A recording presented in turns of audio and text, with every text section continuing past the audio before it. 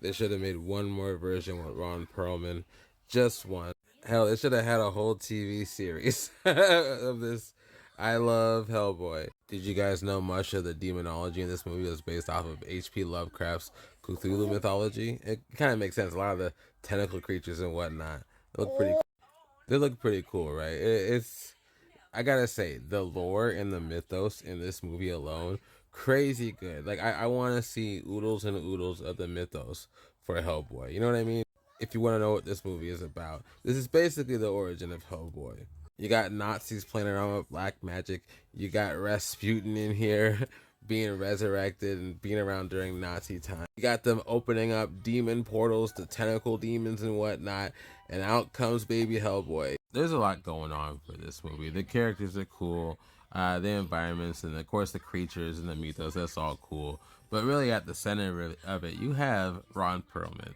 Ron Perlman here, he is like the heart of this film. Now, I actually haven't seen the David Harbour version of Hellboy yet, but I've heard things, and I just want to say, Ron Perlman is so charismatic, so much fun here. It is really hard to see anybody else playing this role. Does that make sense? You have this giant, powerful being, basically in his 20s, basically growing up and learning how to be a man. Is kind of the gist of it. Amongst all this demon fighting and end of the world stuff and Nazis and all that kind of good fun stuff. I gotta work on my pausing for this. And it's a pretty good story. I will say my only problem with it is corny. Just to be real, it's like it's not like the superhero movies you see today. Picture like movies before that, like Blade or something like that. This is what Hellboy is like.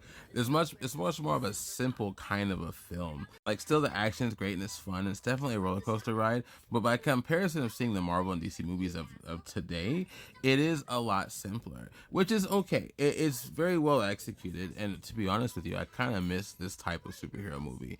The only modern comparison I could think of at the moment is The Samaritan with Sylvester Stallone. There is something about a more grounded kind of shooting of a superhero film.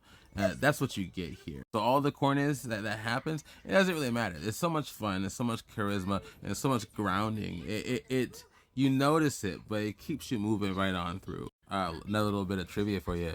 David Hyde Pierce actually does the voice of Abe Sapien, even though Doug Jones was actually the one doing the body. David Hyde Pierce didn't even want to be credited in the movie because he didn't want to detract from Doug Jones's performance. That's how good he felt the performance was. That's awesome. Doug Jones and Guillermo del Toro, man, those guys, do fantastic work together. This movie is definitely a classic for sure. We'll all be going back to this over and over again. I really hope they find some way to expand this universe. I felt so much back in love with the mythos watching this again. I was like, man, why isn't this a damn TV show? You know, I mean, and I say TV show because TV shows nowadays are so much better than they were before. I don't think you could do Hellboy back in 2004 TV show, but 2023, 2024, and so on. I think now's the time for us to have a good, solid Hellboy series. All right, let me know what y'all think, and yeah, have a good day.